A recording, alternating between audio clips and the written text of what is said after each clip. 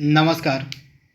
एक बार फिर से आप सभी का बहुत बहुत स्वागत है परीक्षा वर्ल्ड के इस यूट्यूब चैनल में। दोस्तों, UP triple S C PET 2022 के लिए जो हम हिस्ट्री की क्लास चला रहे हैं और सिलेबस के अकॉर्डिंग, और उसमें आज हम यहाँ पे कवर करने वाले हैं राजपूत काल को। हिस्ट्री का ये हमारा 9वां लेक्चर है तथा आज के इस वीडियो में हम राजपूत काल से जुड़े जो भी इम्पोर्टेंट एमसीक्यूज बन सकते हैं उनको यहाँ पे डिस्कस करने वाले हैं। तो चलिए वीडियो को शुरू करते हैं। काफ़ी इंपॉर्टेंट है वीडियो, आपके एग्जाम के लिए होने वाला है। तो पहला प्रश्न आपके स्क्रीन पर पूछा जा रहा है यहाँ पे, पूर्व मध्यकालीन भारतीय इतिहास में 750 ईस्वी से लेकर 1200 ईस्वी तक का जो समय है मुख्यतः माना जाता है, किस काल से संदर्भित होता, किस काल का समय जो है 750 ईस्वी से 1200 ईस्वी तक का समय माना जाता है। उत्तर भारत के संदर्भ में यहाँ पे आपसे बात की जा रही है। तो यह काल आपका माना जाता है राजपूत काल। तो इसके बारे में आपको याद रखना है, इस काल को जो है राजपूत काल माना जाता था उत्तर भारत में। तो इसके बारे में आपको याद रखना है। ऑप्शन आपका जो बी है यहाँ पे बिल्कुल सही है। 750 ईस्वी से लेके 1200 ईस्वी मध्य तक का जो समय है आपका राजपूत काल के रूप में जाना जाता है। तो इसके बारे में आपको याद रखना है, काफ़ी महत्वपूर्ण यह प्रश्न आपका है। और 712 ईस्वी में सिंध पर अरबों के आक्रमण के समय वहाँ का शासक कौन था, आपसे पूछा जा रहा है। 712 ईस्वी में जब अरबों ने आक्रमण किया था पहली बार, तो उस समय सिंध पर किसका शासन था आपको बताना है। तो राइट आंसर आपका क्या हो जाएगा, उस समय सिंध पर शासक था शासन था दाहिर का, यानी कि ऑप्शन आपका जो बी यहाँ पे बिल्कुल सही हो जाएगा। दाहिर का जो है और शासन था 712 ईस्वी में सिंध पर, जब पहली बार अरबों ने आक्रमण किया था। तो इसके बारे में आपको याद रखना, ऑप्शन आपका जो बी यहाँ पे है बिल्कुल सही हो जाएगा। तथा 712 ईस्वी में सिंध पर जो पहला आक्रमण था यह अरबों का भारत पर पहला सफल आक्रमण माना जाता है। और यह किसके द्वारा किया गया था, तो यह किया गया था मोहम्मद बिन कासिम के नेतृत्व में। जो आप याद रखिएगा, मोहम्मद बिन कासिम के नेतृत्व में अरबों ने भारत पर जो पहला सफल आक्रमण था वह 712 में किया था। तो यह फैक्ट आपको याद रखना है, काफ़ी महत्वपूर्ण यह फैक्ट है। इसके बाद अगला प्रश्न आपके सामने दिया गया है, ढिल्लिका यानी कि दिल्ली नगर की स्थापना किसके द्वारा की गई थी, आपसे पूछा जा रहा है। दिल्ली नगर की जो स्थापना है यह किसके द्वारा की गई, इंपॉर्टेंट प्रश्न आपके एग्जाम के लिए। तो दिल्ली नगर की स्थापना किसके द्वारा की गई थी, काफ़ी महत्वपूर्ण प्रश्न है। तो राइट आंसर आपका क्या हो जाएगा, यह तोमरों के द्वारा, तोमर वंश के शासकों के द्वारा जो है इसकी स्थापना की गई थी दिल्ली की, यानी कि ऑप्शन जो आपका बी यहाँ पे दिया गया बिल्कुल सही हो जाएगा, तोमरों के द्वारा। तो इसको आप याद रखिएगा। इसके बाद यहाँ पे अगला है, इसी में आपको बता दूँ 736 ईस्वी में, आप याद रखिएगा 736 ईस्वी में जो है आनंद पाल ने दिल्ली में तोमर वंश की स्थापना की थी। तो इसके बारे में आपको याद रखना है। इसके बाद उस शासक का नाम बताना है आपको जिसके द्वारा विजय स्तंभ का निर्माण करवाया गया था। विजय स्तंभ का जो निर्माण है किस शासक ने करवाया था, तो विजय स्तंभ का निर्माण किसने करवाया था, तो आप याद कर लीजिएगा राणा कुंभा ने। किसके द्वारा, तो राणा कुंभा के द्वारा जो है विजय स्तंभ का निर्माण करवाया गया था। ऑप्शन आपका जो ए वाला दिया गया है बिल्कुल सही हो जाएगा, राणा कुंभा के द्वारा। अगला प्रश्न आपके सामने है, और सूची 1 को सूची 2 से सुमेलित करना है। यहाँ पर शासक एक तरफ दिए गए, एक तरफ उनकी राजधानियाँ दी गई हैं। तो इसको आपको सुमेलित करना कि कौन सा इसमें से सही सुमेलित है। इसका जवाब आप फटाक से कमेंट बॉक्स में दीजिए। तो आइए इस प्रश्न को सॉल्व कर लेते हैं। शासक और उनकी राजधानियां, इनसे लगातार प्रश्न एग्जाम में पूछे गए हैं। तो आइए वीडियो इस प्रश्न को सॉल्व कर लेते हैं। सबसे पहला शासक आपके सामने दिख रहा होगा प्रतिहार। तो प्रतिहार वंश जो था इसकी राजधानी क्या थी, तो प्रतिहार वंश की राजधानी थी आपकी हो जाएगा आपका क्या, तो प्रतिहार वंश की राजधानी आपकी थी कन्नौज, यानी कि ए का आपका 1 हो जाएगा, ए का 1 हो जाएगा। चंदेलों की राजधानी आपकी थी खजुराहो, यानी कि बी का आपका हो जाएगा 2 हो जाएगा। परमार वंश की राजधानी धार थी, यानी कि सी का आपका 3 हो जाएगा। सोलंकी वंश की राजधानी आपकी क्या थी, सोलंकी को हम चौलुक्य के नाम से भी जानते हैं, तो इनकी राजधानी थी अहिल्यावाड़, यानी कि ऑप्शन आपका जो डी वाला है, डी का आपका हो जाएगा 4। तो इस प्रकार से आपका सुमेलित हो गया है और शासकों की राजधानियों को हमने बता दिया यहाँ पे। इसको आप एक बार नोट डाउन कर लीजिएगा, काफ़ी इंपॉर्टेंट है। और प्रतिहार वंश की राजधानी क्या थी, तो प्रतिहार वंश की राजधानी आपको मिलेगी कन्नौज। इसके बाद चंदेलों की राजधानी कहाँ पर थी, तो चंदेल वंश की राजधानी आपको मिलेगी कहाँ पर, तो आप याद कर लीजिएगा इनकी जो राजधानी थी वह खजुराहो थी। परमार वंश की राजधानी कहाँ पर थी, तो परमार वंश की राजधानी थी धार, इसके बारे में आपको याद रखना है। और सोलंकियों की राजधानी कहाँ पर थी, तो सोलंकियों की जो राजधानी है यह अहिल्यवाड़ में थी। तो 1 2 3 4 आपका राइट आंसर हो जाएगा, इसको आप याद कर लीजिएगा। और इसके बाद अगला प्रश्न आपके सामने है, दिलवाड़ा का जो मंदिर है यह कहाँ पर स्थित है। दिलवाड़ा का जैन मंदिर की यहाँ पे बात हो रही है, कहाँ पर स्थित है। तो दिलवाड़ा का जो मंदिर है यह आपको मिलेगा आबू पर्वत पर। किस पर्वत पर, तो आबू पर्वत पर आपको मिलेगा दिलवाड़ा का मंदिर, यानी कि ऑप्शन आपका जो यहाँ पे डी वाला है बिल्कुल सही हो जाएगा। ऑप्शन डी आपका बिल्कुल सही है। अच्छा, यह जो आपका दिलवाड़ा का जैन मंदिर है इसका निर्माण किसके द्वारा करवाया गया था। कई बार एग्जाम में पूछा जाता है कि जो आपका दिलवाड़ा का जैन मंदिर है इसका निर्माण किस वंश के शासकों के द्वारा करवाया गया था। तो मैं आपको बता दूं, गुजरात के जो चालुक्य सोलंकी वंश के शासक थे उनमें से एक शासक था भीम प्रथम। आप याद रखिएगा, गुजरात में जो आपका चालुक्य कह लीजिए या इसको हम किस नाम से जानते हैं, इसको हम सोलंकी शासकों के नाम से भी जानते हैं। तो गुजरात में जब चालुक्य सोलंकी वंश का शासन चल रहा था तो उस समय इसका एक बहुत ही बढ़िया शासक था जिसका नाम था भीम प्रथम। तो भीम प्रथम का एक मंत्री था जिसका नाम था बिमल। तो भीम प्रथम के मंत्री बिमल ने ही दिलवाड़ा के जैन मंदिर का निर्माण करवाया था। तो ये फैक्ट आपको याद रखना है, काफ़ी महत्वपूर्ण है, एग्जाम में आपसे पूछा जा सकता है। इसके बाद अगला प्रश्न आपके स्क्रीन पर दिया गया है, और विजय स्तंभ कहाँ पर स्थित है। विजय स्तंभ कहाँ पर स्थित है,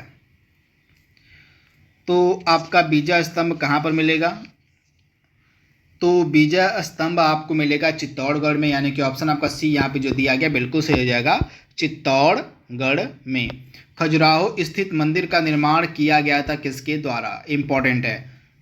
किस वंश के शासकों ने खजुराहो के जैन मंदिर का खजुराहो मंदिरों का निर्माण करवाया था। तो चंदेल वंश के जो शासक थे इन्हीं के द्वारा जो है खजुराहो के मंदिरों का जो है निर्माण करवाया गया था। तो इसके बारे में आपको याद रखना है। राइट आंसर आपका क्या हो जाएगा, चंदेल राजपूत, यानी कि ऑप्शन जो आपका डी वाला दिया गया है बिल्कुल सही हो जाएगा। अगला प्रश्न आपके सामने है, और लिंगराज मंदिर की नींव जो है किसके द्वारा रखी गई थी, आपसे पूछा जा रहा है। लिंगराज मंदिर की जो नींव है यह किसके द्वारा रखी गई थी। तो लिंगराज मंदिर की नींव किसके द्वारा रखी गई थी, तो ययाति केसरी ने जो है लिंगराज मंदिर की जो नींव है वह रखी थी। तो इसके बारे में आपको याद रखना है, ययाति केसरी, यानी कि ऑप्शन आपका जो ए वाला है बिल्कुल सही हो जाएगा, ययाति केसरी। सोमनाथ मंदिर के परिसर पर 1025 ईस्वी में महमूद गजनवी के आक्रमण के समय जो है गुजरात का शासक कौन था, आपसे पूछा जाए। यानी कि महमूद गजनवी में जब गजनवी ने 1025 ईस्वी में जब आक्रमण किया था सोमनाथ मंदिर पर, तो उस समय गुजरात का शासक कौन था, आपसे पूछा जा रहा है। तो महमूद गजनवी के आक्रमण के समय गुजरात का शासक कौन था, तो भीम प्रथम था। तो इसके बारे में आपको याद रखना है, भीम प्रथम था। ऑप्शन आपका जो ए है यहाँ पे बिल्कुल सही जाएगा। तथा भीम प्रथम जो था यह आपका चालुक्य शासक था, यानी कि सोलंकी शासक था, जब 1025 में महमूद गजनवी के द्वारा सोमनाथ मंदिर पर आक्रमण किया गया था। तो ऑप्शन आपका जो ए है यहाँ पे बिल्कुल सही हो जाएगा। इसके बारे में आपको याद रखना है, काफ़ी महत्वपूर्ण है। इसके बाद अगला प्रश्न आपके सामने है, एक तरफ आपको राजवंश दिए गए और एक तरफ उनकी राजधानी दी गई है, तो इसको आपको सुमेलित करना है। चौहानों की राजधानी क्या थी, आइए देख लेते हैं। तो चौहान जो थे इनकी राजधानी क्या थी, तो इसके राइट आंसर क्या हो जाएगा आपका, चौहानों की राजधानी आपकी थी अजमेर, यानी कि आपका ए का क्या हो जाएगा, ए का आपका 1 हो जाएगा। गढ़वाल और गढ़वालों की राजधानी कहाँ पर थी, तो आप याद कर लीजिएगा, जो गढ़वाल थे इनकी राजधानी थी आपकी कन्नौज, यानी कि ऑप्शन जो आपका यहाँ पे बी वाला है बिल्कुल सही हो जाएगा, बी का 2 हो जाएगा। और सिसोदिया वंश की राजधानी कहाँ पर थी, सिसोदिया, तो सिसोदिया वंश की राजधानी आपकी चित्तौड़ में थी, यानी कि सी का आपका 3 हो जाएगा। और कलचुरी जो थे इनकी राजधानी कहाँ पर थी, तो कलचुरियों की जो राजधानी थी यह आपको मिलेगी कहाँ पर, तो त्रिपुरी में, यानी कि ऑप्शन आपका डी का क्या हो जाएगा, डी का आपका 4 हो जाएगा। इस प्रकार से 1 2 3 4 आपका राइट आंसर हो जाएगा। राजवंश और उनकी राजधानियाँ आपसे एग्जाम में पूछी जाएंगी, तो इनके बारे में आपको याद रखना है। चौहानों की राजधानी कहाँ पर थी, तो चौहानों की जो राजधानी थी वह अजमेर में थी, इंपॉर्टेंट है। गढ़वाल यानी कि राठौर की राजधानी कहाँ पर थी, तो कन्नौज में थी। इसके बाद सिसोदिया वंश की राजधानी कहाँ पर थी, चित्तौड़ में थी। और इसके बाद त्रिपुरी वंश की राजधानी कहाँ पर थी, यह आपकी यहाँ पे कलचुरी वंश की राजधानी कहाँ पर थी, तो कलचुरी वंश की जो राजधानी थी वह आपकी त्रिपुरी में थी। तो 1, 2, 3, 4 जो है आपका राइट आंसर हो जाएगा। इसके बारे में आपको याद रखना है, काफ़ी महत्वपूर्ण प्रश्न आपका यह है। और राजस्थान के इतिहास का प्रेरणता किसे कहा जाता है, आपसे पूछा जाए राजस्थान के इतिहास का प्रेरणता किसे कहा जाता है। तो राजस्थान के इतिहास का प्रेरणता हम किसे कहते हैं, तो राइट आंसर आपका हो जाएगा कर्नल टाड को। ऑप्शन आपका जो ए है यहाँ पे दिया गया बिल्कुल सही हो जाएगा। कर्नल टाड को जो है राजस्थान के इतिहास का प्रेरणता कहा जाता है। तो ऑप्शन ए आपका बिल्कुल सही है। एक तरफ राजवंश दिए गए और उनका राज्य क्षेत्र दिया गया, इसको भी आपको सुमेलित करना है। तो ये देख लेते हैं। तो चौहानों का राज्य क्षेत्र क्या था, तो दिल्ली और अजमेर था, यानी कि ऑप्शन आपका ए का 1 हो जाएगा। प्रतिहारों का राज्य क्षेत्र आपका कन्नौज था, यानी कि 2 का 2 हो जाएगा, बी का आपका 2 हो जाएगा। परमारों का मालवा था, यानी कि सी का आपका हो जाएगा 3 हो जाएगा। चालुक्य या सोलंकियों का जो आपका राज्य क्षेत्र था वह काठियावाड़ था, यानी कि आपका क्या हो जाएगा काठियावाड़, यहाँ पे हो जाएगा डी का आपका क्या हो जाएगा, डी का आपका 4 हो जाएगा। तो इसके बारे में आपको याद रखना इंपॉर्टेंट है। चौहानों का राज्य क्षेत्र क्या था, तो जो चौहान थे इनका राज्य क्षेत्र आपको मिलेगा कहाँ पर, तो चौहाना का जो राज्य क्षेत्र आपको मिलेगा दिल्ली और अजमेर में। तो इसके बारे में आपको याद रखना है। और इसके बाद आपका जो प्रतिहार थे, प्रतिहारों का राज्य क्षेत्र कहाँ पर था, तो प्रतिहारों का जो राज्य क्षेत्र था यह आपका था कन्नौज में। और इसके बाद आपका हो जाएगा यहाँ पे और जो परमार थे, परमार का राज्य क्षेत्र आपका हो जाएगा कहाँ पर, तो मालवा में। और आपका चालुक्य यानी कि सोलंकी जो थे इनका राज्य क्षेत्र था काठियावाड़ में। तो 1, 2, 3, 4 आपका राइट आंसर हो जाएगा। इसके बारे में आपको याद रखना है, काफ़ी महत्वपूर्ण है। इसके बाद राजवंश कुछ और दिए गए, उनका राज्य क्षेत्र दिया गया है, तो इनको भी ये देख लेते हैं। तो चंदेलों का राज्य क्षेत्र क्या था, जेजाक भुक्ति, जो वर्तमान में आधुनिक बुंदेलखंड है, इसी को जो है जेजाक भुक्ति कहा जाता था। तो ऑप्शन आपका ए का क्या हो जाएगा, ए का आपका 1 हो जाएगा। कलचुरी का क्या हो जाएगा राज्य क्षेत्र, तो यहाँ पे जो कलचुरी है इसका राज्य क्षेत्र हो जाएगा यहाँ पे चेदी हो जाएगा। इसके बारे में आपको याद रखना है, यानी कि ऑप्शन आपका यहाँ पे बी का 2 हो जाएगा। और गढ़वाल या राठौर का क्या हो जाएगा, तो गढ़वाल या राठौर का आपका हो जाएगा यहाँ पे राज्य क्षेत्र क्या हो जाएगा, तो गढ़वाल या राठौर जो है इनका राज्य क्षेत्र आपका हो जाएगा कन्नौज, यानी कि सी का आपका क्या हो जाएगा, सी का आपका 3 हो जाएगा। और इसके बाद गुहिलोत का क्या हो जाएगा, तो गुहिलोत का आपका मेवाड़ हो जाएगा, यानी कि ऑप्शन आपका डी का क्या हो जाएगा, डी का आपका 4 हो जाएगा। तो इसके बारे में आपको याद रखना है। 1, 2, 3, 4 आपका राइट आंसर हो जाए, राइट आंसर है। चलो चौहान का आपका क्या हो जाएगा, तो सॉरी चंदेल का आपका क्या हो जाएगा, बुंदेलखंड या जेजाक भुक्ति हो जाएगा। कलचुरी का चेदी हो जाएगा।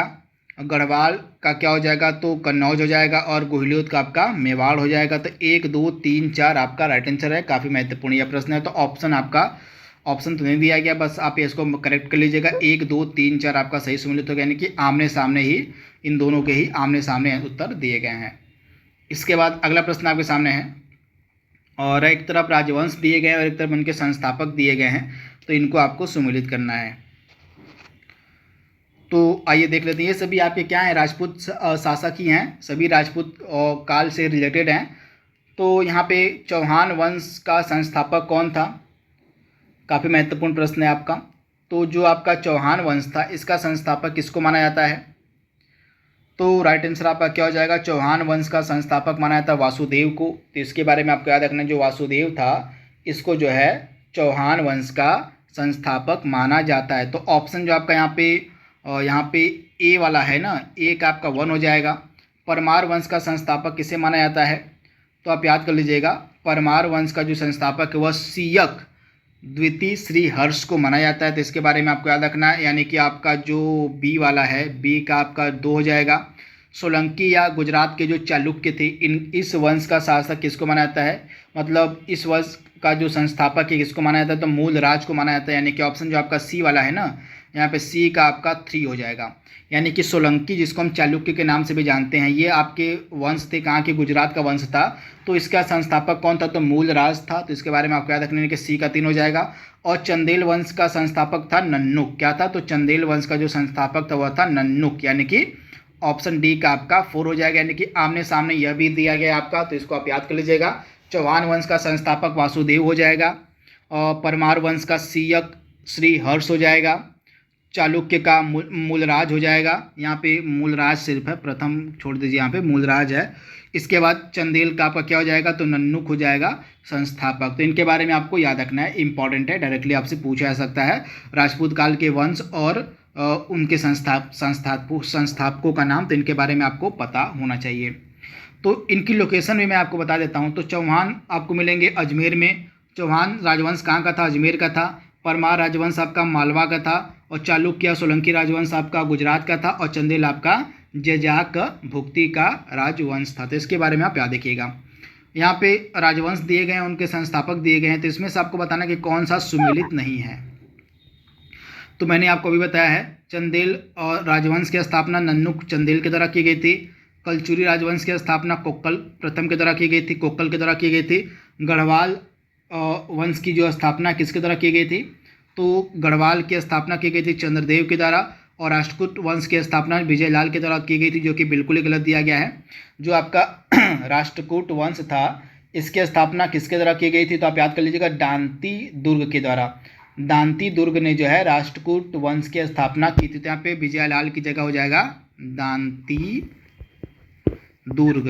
दांती दुर्ग के द्वारा जो है आपके राष्ट्रकूट वंश की स्थापना की गई थी। तो ये चारों मैंने आपको बता दिए हैं, राजवंश और संस्थापक, इनके तो नाम आपके जबान पर होने चाहिए। आपसे एग्जाम में डायरेक्टली यहाँ से प्रश्न पूछा जा सकता है। तो चंदेल वंश का संस्थापक नन्नुक हो जाएगा, कलचुरी का कोक्कल हो जाएगा, गढ़वाल का चंद्रदेव हो जाएगा, और राष्ट्रकूट का हो जाएगा दांती दुर्ग। तो इसके बारे में आपको याद रखना है।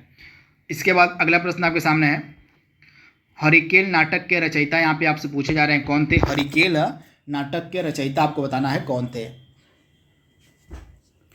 तो हरिकेल नाटक के रचयिता कौन थे, चौहान शासक विग्रहराज IV, जिनको हम विसल देव के नाम से भी जानते थे, इन्हीं की तरह जो है इस नाटक की जो है रचना की गई थी। यानी कि ऑप्शन जो आपका यहाँ पे ए है बिल्कुल सही हो जाएगा, हरिकेल। यहाँ पे हरिकेली होता है, तो इसको आप याद कर लीजिए, काफ़ी महत्वपूर्ण है।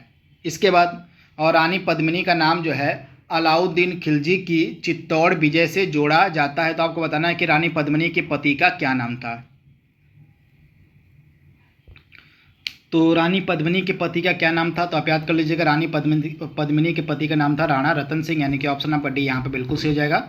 यहाँ पे हरिकेल की जगह आप हरिकेली कर लीजिएगा, हरिकेली होता है वह हरिकेली, जिसके और रचनाकाल थे बिसल देव, जिनको हम बोलते हैं चौहान शासक विग्रहराज IV, जिनका शॉर्ट नाम है बिसल देव। इन्हीं की तरह जो है हरिकेली नामक नाटक की रचना की गई थी। तो इसके बारे में आपको याद रखना है, बस आप बिसल देव याद रखते हैं तो उतना काफ़ी आपके लिए है। अगला प्रश्न है, निम्नलिखित में से किस मंदिर परिसर में एक भारी भरकम नंदी की मूर्ति है जिसे भारत की विशालतम नंदी की मूर्ति माना जाता है। इसका जवाब आप हमें कमेंट बॉक्स में देंगे कि भारत की जो सबसे विशालतम नंदी की मूर्ति है किस मंदिर परिसर में अवस्थित है। इसका जवाब आप हमें कमेंट बॉक्स में जरूर दीजिएगा।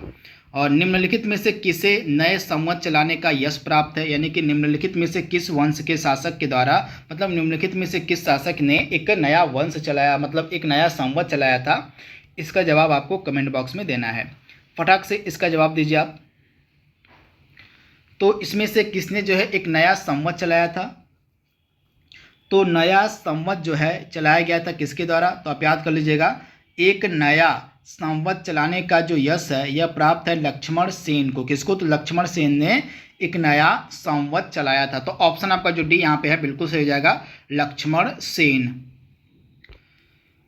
तथा यह जो आपका लक्ष्मण सेन था यह किस वंश का शासक था, तो आप याद कर लीजिएगा, जो लक्ष्मण सेन था यह सेन वंश का शासक था। तो इसके बारे में आपको याद रखना है, काफ़ी महत्वपूर्ण है। तथा ऐसा माना जाता है कि जो लक्ष्मण सेन था यह एकीकृत बंगाल का आखिरी हिंदू शासक है। आप याद कर लीजिएगा, लक्ष्मण सेन को जो है एकीकृत बंगाल का आखिरी हिंदू शासक भी माना जाता है। तो इसके बारे में आपको याद रखना है। इसके अलावा जो लक्ष्मण सेन था इसके दरबार में गीत गोविंद रहता था, जो प्रसिद्ध लेखक थे गीत गोविंद, ये इसी के दरबार में रहते थे। तो इसके बारे में आपको याद रखना है, काफ़ी महत्वपूर्ण है, आपसे एग्जाम में यह प्रश्न पूछा जा सकता है। इसके बाद अगला प्रश्न आपके सामने है, गीत गोविंद के रचनाकार जयदेव जय किसकी सभा को अलंकृत करते थे। तो मैंने आपको भी बताया, जो जयदेव थे और मतलब जो गीत गोविंद के लेखक जयदेव थे आपके, ये आपके रहते थे किसके दरबार में, किसकी सभा में, तो आप याद कर लीजिएगा लक्ष्मण सेन की सभा में। यानी कि ऑप्शन आपका जो डी है यहाँ पे बिल्कुल सही जाएगा। तो यहाँ पे जो जयदेव हैं ये आपके लक्ष्मण सेन की सभा में रहते थे। तो इसके बारे में आप याद कर लीजिएगा। ऑप्शन आपका डी यहाँ पे बिल्कुल सही है। यहाँ पे मैंने गलती से बोल दिया गीत गोविंद, यहाँ पे गीत गोविंद नहीं होगा। जयदेव जो थे, जयदेव जिनके द्वारा जो है गीत गोविंद की रचना की गई थी, ये जो है लक्ष्मण सेन के दरबार में रहते थे। तो इनके बारे में आपको याद रखना है, और तो इनके बारे में आप याद रखिएगा। अगला प्रश्न आपके सामने दिया गया है, किसके द्वारा जो है सोमपुर बिहार का निर्माण करवाया गया था। सोमपुर बिहार का जो निर्माण है किसके द्वारा कराया गया था, फटाक से इसका जवाब दीजिए आप। तो सोमपुर बिहार का निर्माण किसने करवाया था, इम्पॉर्टेंट है।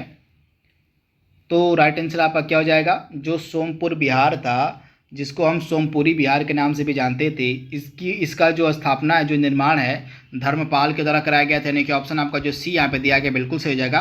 धर्मपाल ने सोमपुर बिहार का निर्माण करवाया था। तो ऑप्शन आपका सी यहाँ पे बिल्कुल सही हो जाएगा। धर्मपाल ने जो है विक्रमशिला विश्वविद्यालय की भी स्थापना करवाई थी, और सोमपुरी बिहार की भी स्थापना जो है धर्मपाल के द्वारा करवाई गई थी। तो इसके बारे में आपको याद रखना है, काफ़ी महत्वपूर्ण है। इसके अलावा जो धर्मपाल था, यह पहला पाल वंश का शासक था जिसके द्वारा त्रिपक्षीय संघर्ष में हिस्सा लिया गया था। यानी कि त्रिपक्षीय संघर्ष में हिस्सा लेने वाला जो पहला पाल शासक था वह था धर्मपाल। इसके बारे में आपको याद रखना है, काफ़ी महत्वपूर्ण है। वहीं यहाँ पे पाल वंश के शासक की बात हो रही है, तो पाल वंश की स्थापना किसके द्वारा की गई थी, आप याद रखिएगा। पाल वंश की जो स्थापना है की गई थी गोपाल की तरह। गोपाल ने जो है पाल वंश की स्थापना की थी। इसके बारे में आप याद रखिएगा, काफ़ी महत्वपूर्ण है। और इसके बाद अगला प्रश्न आपके सामने दिया गया है, निम्नलिखित में से किस वंश का संबंध त्रिकोणीय संघर्ष से नहीं है। त्रिकोणी को हम त्रिपक्षीय संघर्ष भी कहते हैं। तो त्रिपक्षीय संघर्ष से संबंधित कौन सा इसमें से वंश नहीं आपसे पूछा जा रहा है। तो आपका जो त्रिकोणीय संघर्ष था, जिसको हम त्रिपक्षीय संघर्ष के नाम से जानते हैं, इसमें कौन कौन से वंश सम्मिलित थे। तो इसमें आपका राष्ट्रकूट वंश और राष्ट्रकूट वंश सम्मिलित था त्रिपक्षीय संघर्ष में। और इसके बाद इसमें और कौन सा वंश सम्मिलित था, तो इसमें आपका राष्ट्रकूट हो गया, पाल हो गया, और आपका जो प्रतिहार वंश था। ये तीनों वंश जो हैं आपके सम्मिलित थे इस त्रिपक्षीय संघर्ष में, त्रिकोणीय संघर्ष में। तो इसके बारे में आपको याद रखना है। राइट आंसर आपका क्या हो जाएगा, चोल जो है इसमें सम्मिलित नहीं थे। तो ऑप्शन आपका ए यहाँ पे बिल्कुल सही हो जाएगा। बाकी तीनों जो यहाँ पे दिए गए हैं, राष्ट्रकूट, पाल और प्रतिहार, ये आपके त्रिकोणीय संघर्ष में सम्मिलित थे, लेकिन जो चोल वंश था यह इसमें सम्मिलित नहीं था। तो इसके बारे में आपको याद रखना है, काफ़ी महत्वपूर्ण है। और इसके बाद अगला प्रश्न आपके सामने है, भारत पर प्रथम आक्रमणकारी कौन था। तो भारत पर जो प्रथम आक्रमणकारी था वह कौन था, तो आप याद कर लीजिएगा। मोहम्मद बिन कासिम जो था, यह भारत पर आक्रमण करने वाला प्रथम आक्रमणकारी था। यानी कि ऑप्शन जो आपका सी वाला यहाँ पे है बिल्कुल सही हो जाएगा। जगन्नाथ मंदिर किस राज्य में अवस्थित है, आपसे पूछा जा रहा है। जगन्नाथ मंदिर किस राज्य में स्थित है। तो जगन्नाथ मंदिर आपको कहाँ पर मिलेगा, उड़ीसा में मिलेगा। ऑप्शन आपका बी यहाँ पे जो दिया गया बिल्कुल सही जाएगा, उड़ीसा में। ऑप्शन आपका बी यहाँ पे बिल्कुल सही है। अगला प्रश्न है, पुरी में स्थित कोणार्क सूर्य मंदिर का निर्माण किसके द्वारा कराया गया था। इंपॉर्टेंट है, कोणार्क सूर्य मंदिर का जो निर्माण है यह किसके द्वारा करवाया गया था। तो नरसिंह देव प्रथम के द्वारा। यानी कि ऑप्शन आपका जो ए है यहाँ पे बिल्कुल सही हो जाएगा, नरसिंह देव प्रथम के द्वारा। और निम्नलिखित में से किसे जो है कविराज के नाम से जाना जाता है, आपसे पूछा है कविराज जो है इसमें से किसको कहा जाता था। तो कविराज के नाम से इसमें से कौन विख्यात था, आपको बताना है। तो कविराज हम कहते थे किसको, तो आप याद कर लीजिएगा। जो कविराज है यह जो टर्म है इस्तेमाल में किसके लिए लाया जाता है, तो आप याद कर लीजिएगा। राइट आंसर आपका क्या हो जाएगा, ऑप्शन ए, भोज परमार को जो है कविराज के नाम से जाना जाता था। तो ऑप्शन आपका जो ए यहाँ पे दिया गया बिल्कुल सही हो जाएगा। और अजय पाल के द्वारा किसकी स्थापना की गई थी, मतलब अजय पाल इसमें से किसका संस्थापक था। तो अजय पाल के द्वारा जो है इसमें से अजमेर की स्थापना की गई थी। इसके बारे में आपको याद रखना, अजमेर की जो स्थापना है यह अजय पाल ने की थी। तो ऑप्शन जो आपका सी यहाँ पे दिया गया है बिल्कुल सही हो जाएगा। अगला प्रश्न है, समरांगण सूत्रधार पुस्तक का विषय यहाँ पे आपसे पूछा जा रहा है क्या है। समरांगण सूत्रधार इस पुस्तक का विषय आपको बताना है क्या है।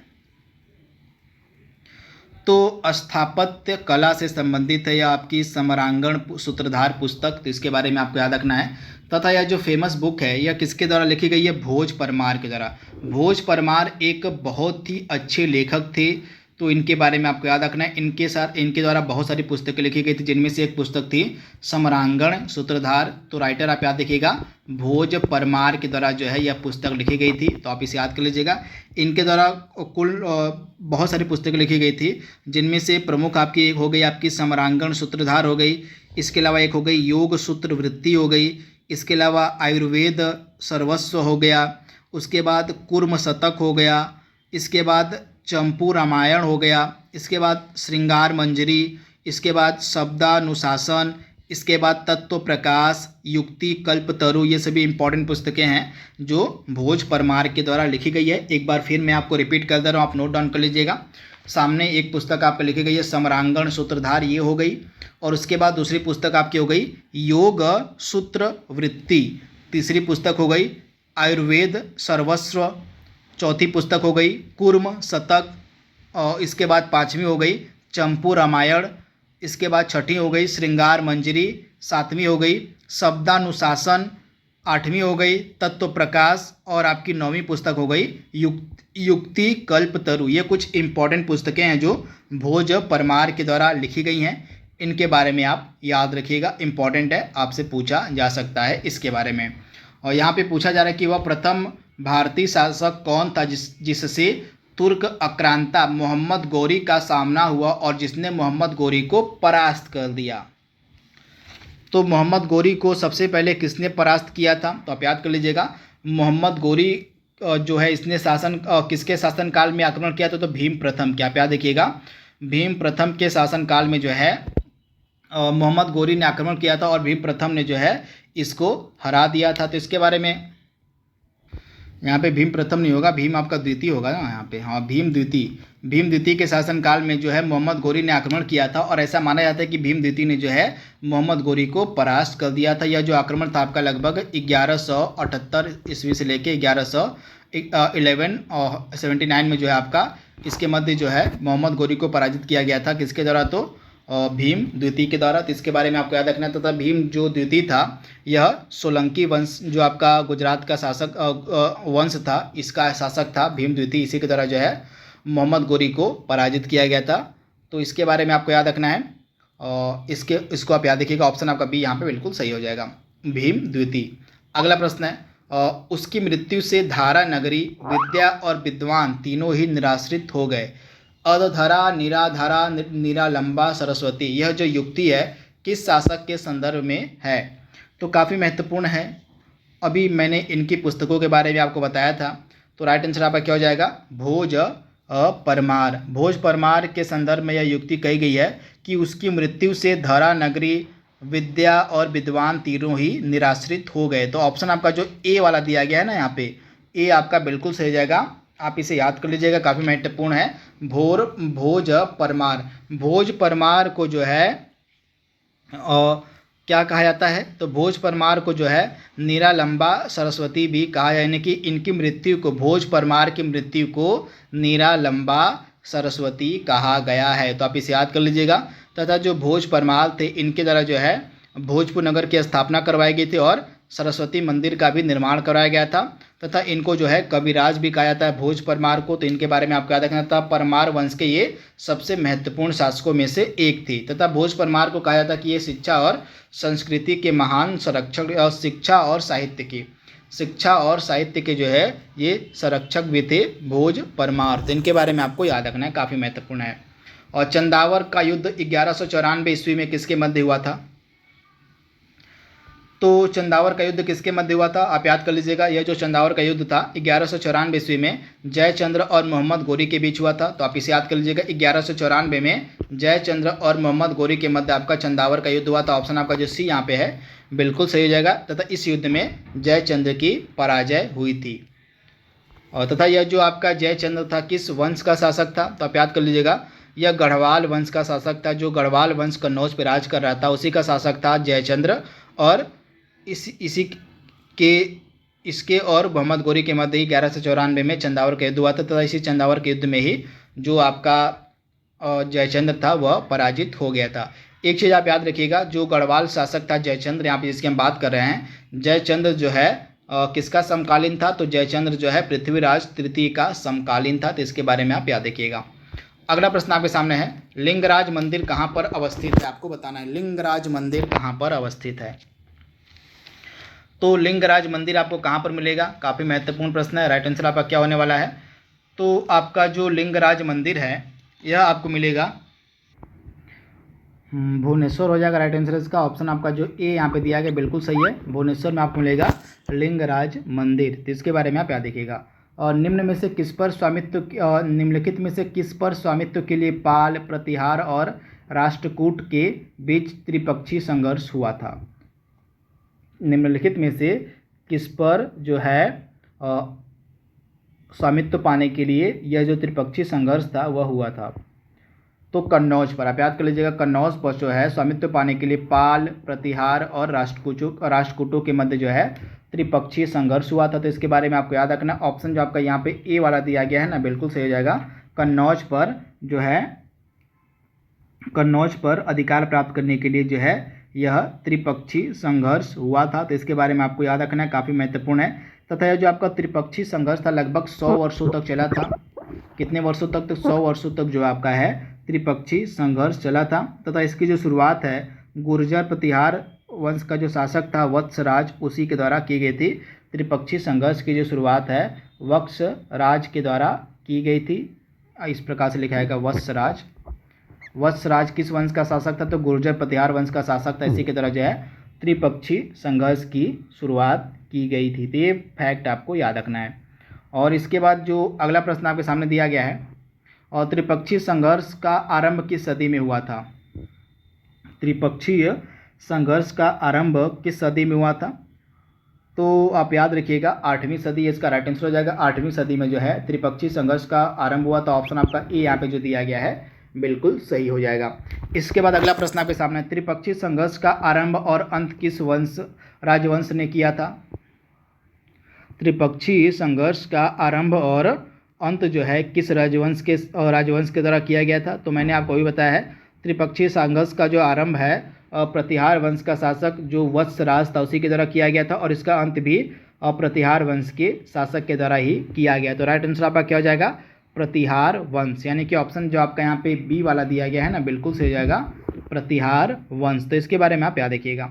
अगला प्रश्न आपके सामने दिया गया है, पाल वंश की राजधानी यहाँ पे पूछी जा रही है। क्या थी पाल वंश की राजधानी? तो पाल वंश की राजधानी आपकी क्या हो जाएगी? तो मुंगेर थी पाल वंश की राजधानी। यानी कि ऑप्शन आपका ए यहाँ पे जो दिया गया है बिल्कुल सही हो जाएगा। जो मुंगेर थी यह पाल वंश की राजधानी थी।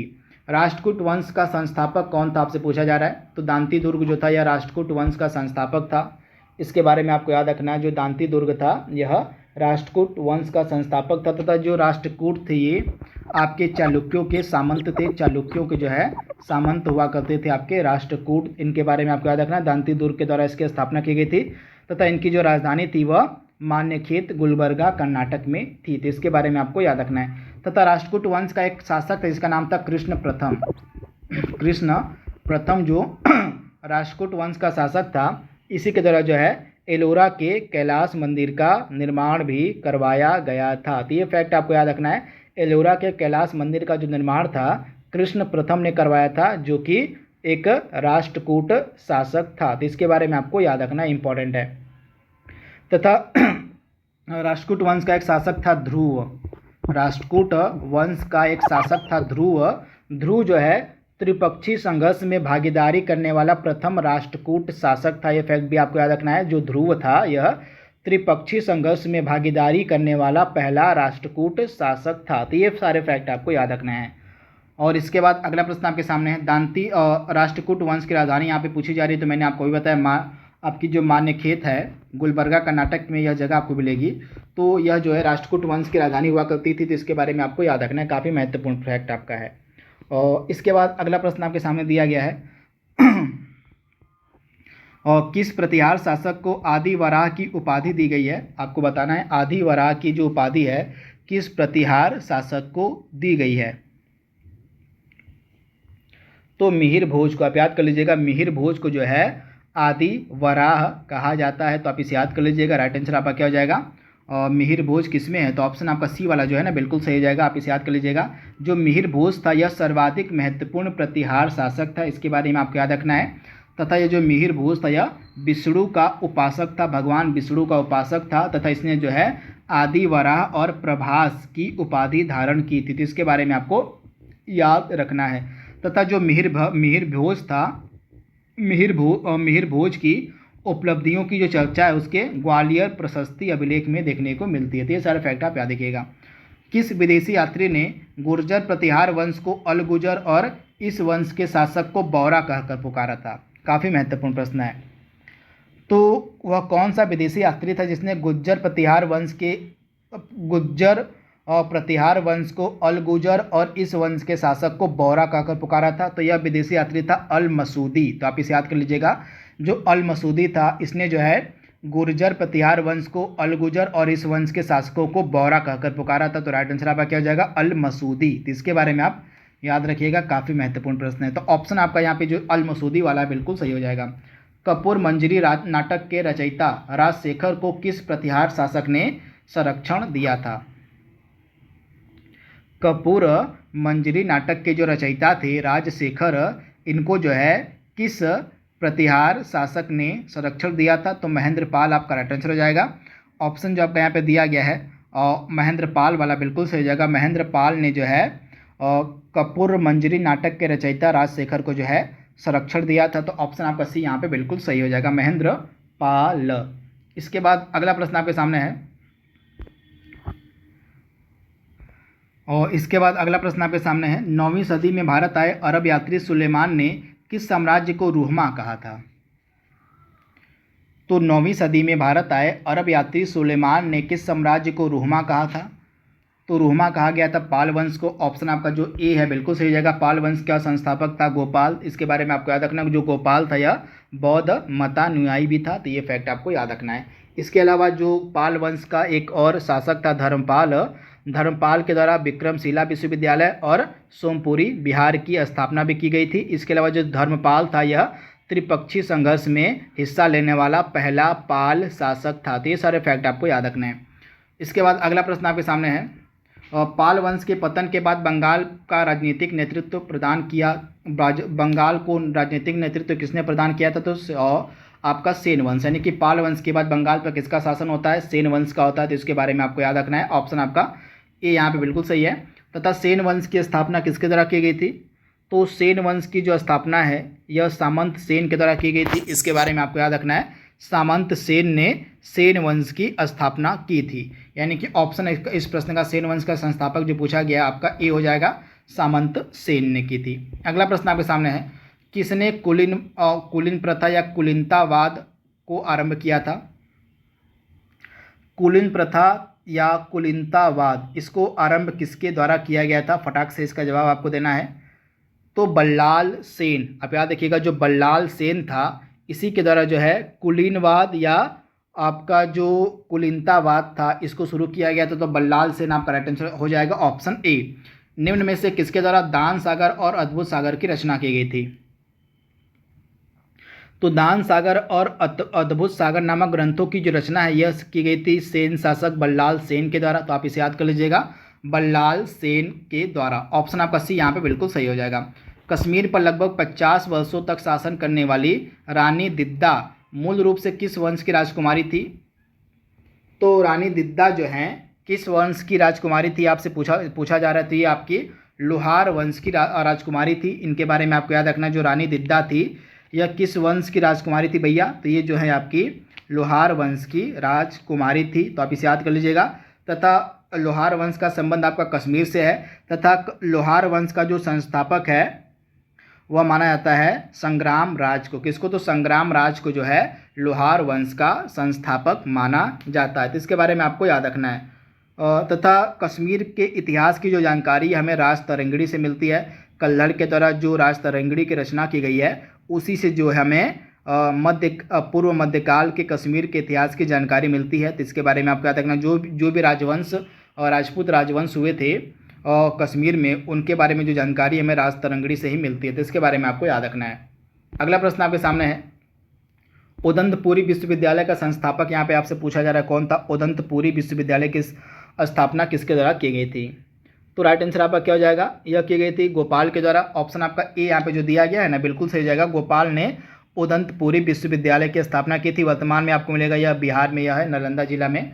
तो ऑप्शन आपका जो ए वाला बिल्कुल सही जाएगा, गोपाल। गोपाल जो था यह आपका पाल वंश का संस्थापक भी था। कल्हड़ कृत राज तरंगिणी में कुल कितने तरंग यहाँ से पूछे जा रहे हैं? कल्हड़ के द्वारा जो है राज तरंगिणी की रचना की गई है और इस राज तरंगिणी में कुल कितने तरंग यहाँ से पूछा जा रहा है? तो इसमें कुल टोटल 8 तरंग हैं, तो इसके बारे में आपको याद रखना, टोटल 8 तरंग आपको मिलेंगे राज तरंगिणी में। तथा राज तरंगिणी से जो है कश्मीर का इतिहास हमें पता चलता है कि कश्मीर पर किस किस वंश के शासकों का शासन था। इसकी जो जानकारी हमें राज तरंगिणी से ही मिलती है। मोढेरा का सूर्य मंदिर किस राज्य में अवस्थित आपसे पूछा जा रहा है?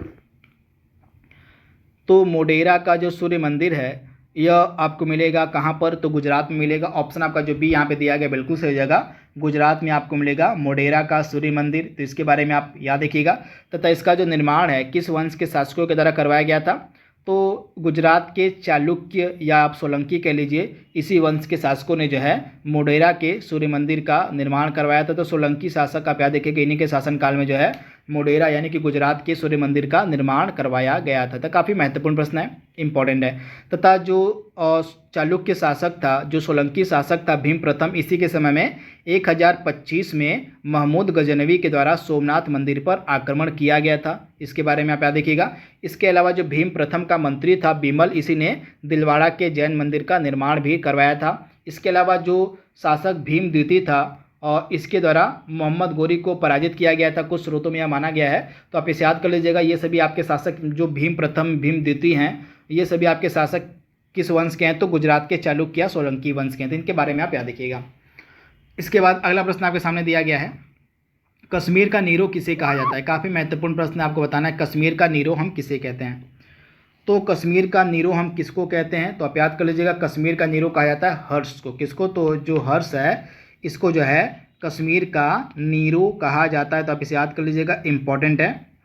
और हर्ष को, यह कश्मीर का एक शासक भी था। तो ऑप्शन आपका बी यहाँ पे बिल्कुल सही हो जाएगा। हर्ष को जो है कश्मीर, कहाँ गया यहाँ पे, तो हर्ष को जो है कश्मीर का नीरो कहा जाता है। तो इसके बारे में आपको याद रखना है।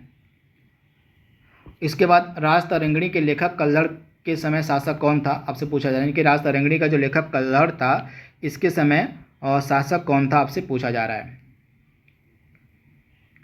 तो राज तरंगिणी का जो लेखक कल्हड़ था, इसके समय शासक कौन था? फटाक से इसका जवाब देने की आप कोशिश कीजिए। तो राइट आंसर आपका क्या हो जाएगा? इसका जो राइट आंसर है आपका क्या होने वाला है? और जय सिंह हो जाएगा। ऑप्शन आपका ए वाला जो है बिल्कुल सही जगह। जो जय सिंह था यह कल्हड़ के समय शासक था। तो इसके बारे में आपको याद रखना है, जय सिंह। काफ़ी महत्वपूर्ण प्रश्न है, आपको याद रखना है। जो जय सिंह था यह कल्हड़ का जो लेखक था, मतलब कल्हड़ के समय जो है शासक हुआ करता था जय सिंह। इसके बारे में आपको याद रखना है, इंपॉर्टेंट ये प्रश्न है। इसके बाद अगला प्रश्न आपके सामने है, और महानतम प्रतिहार राजा इसमें से कौन था? आपसे पूछा जा रहा है, महानतम प्रतिहार राजा के बारे में आपको बताना है कौन था। तो इसमें से मिहिर भोज जो है महानतम प्रतिहार राजा था। इसके बारे में आप याद रखिएगा। मिहिर भोज एकदम प्रतिष्ठित सबसे महत्वपूर्ण प्रतिहार राजा माना जाता है तथा यह विष्णु जी का उपासक था। तथा इसने जो आदि वराह और प्रभास की उपाधि भी धारण की थी। इसके बारे में आपको याद रखना है। तथा मिहिर भोज की उपलब्धियों का जो वर्णन इसके ग्वालियर प्रशस्ति अभिलेख से मिलता है। इसके बाद अगला प्रश्न है, पुराणों के अनुसार चंद्रवंशीय शासकों का मूल स्थान यहाँ पे आपसे पूछा जा रहा है कौन सा था?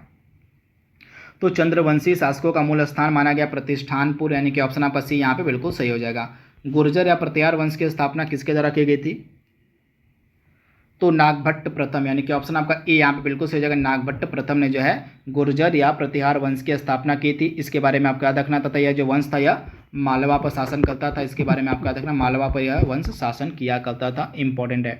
तथा जो नागभट्ट द्वितीय था इस वंश का एक अन्य शासक था, यानी कि नागभट्ट प्रथम के द्वारा इसकी स्थापना की गई थी। इस वंश की नागभट्ट द्वितीय भी इसका शासक था। इसके अलावा इस वंश का सबसे महत्वपूर्ण शासक माना जाता है मिहिर भोज को। प्रतिहार वंश का सबसे महत्वपूर्ण शासक जो है मिहिर भोज को माना जाता है। विक्रमशिला विश्वविद्यालय की स्थापना करने वाला पाल वंश का शासक कौन था? तो मैंने आपको बताया था विक्रमशिला विश्वविद्यालय की स्थापना करने वाला पाल वंश का शासक था धर्मपाल, यानी कि ऑप्शन आपका ए यहाँ बिल्कुल सही हो जाएगा। विक्रमशिला विश्वविद्यालय और सोमपुरी बिहार, इन दोनों की जो स्थापना है यह किसके द्वारा की गई थी? तो आपके धर्मपाल के द्वारा ही की गई थी। इसके बारे में आप याद रखिएगा। इसके बाद अगला प्रश्न आपके सामने दिया गया है,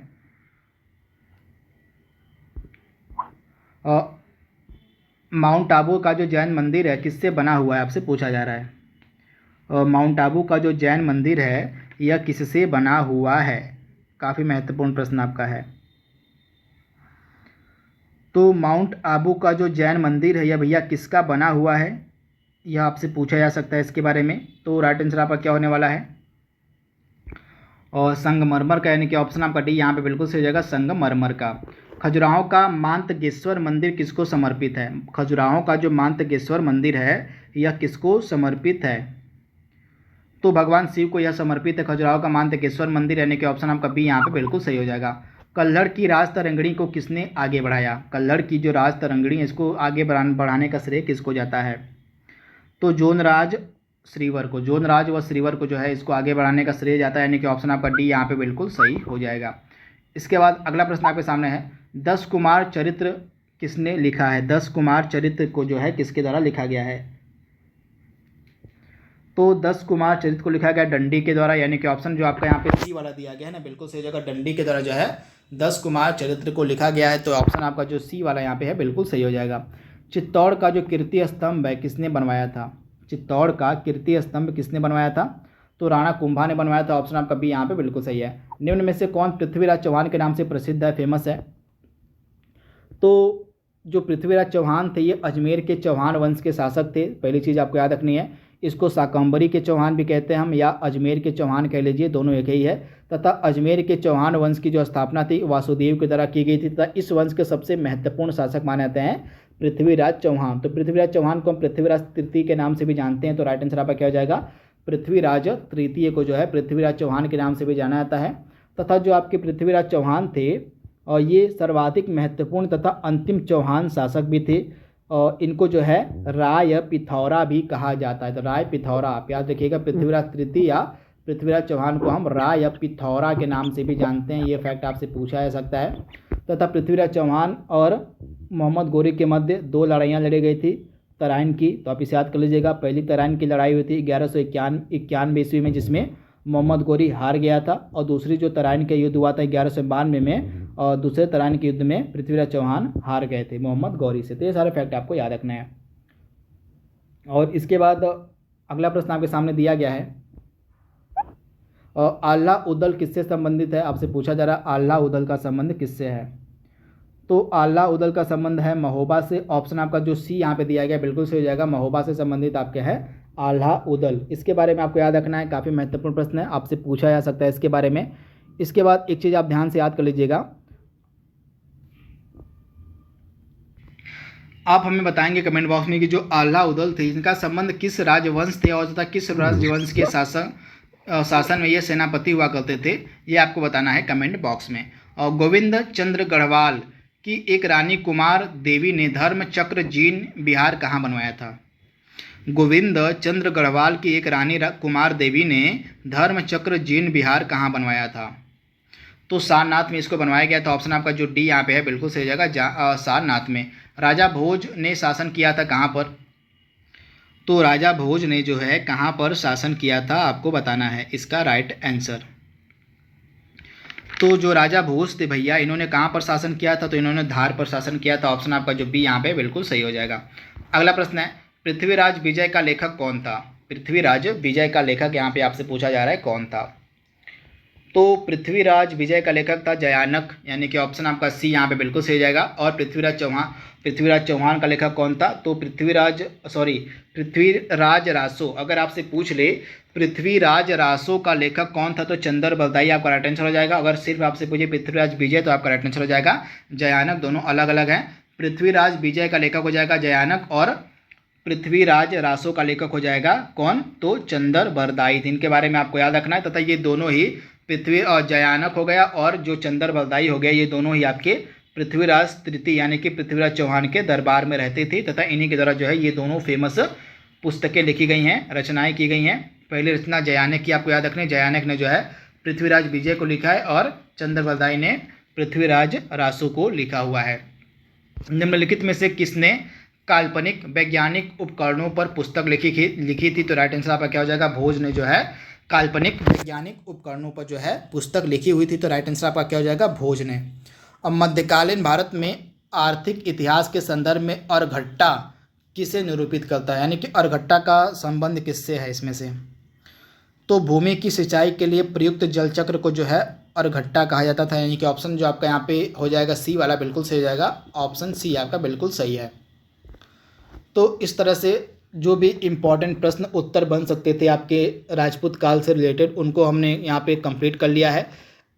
आई होप यह वीडियो आपको पसंद आएगा। तो आज के लिए बस इतना ही। Thank you, thanks for watching, thank you.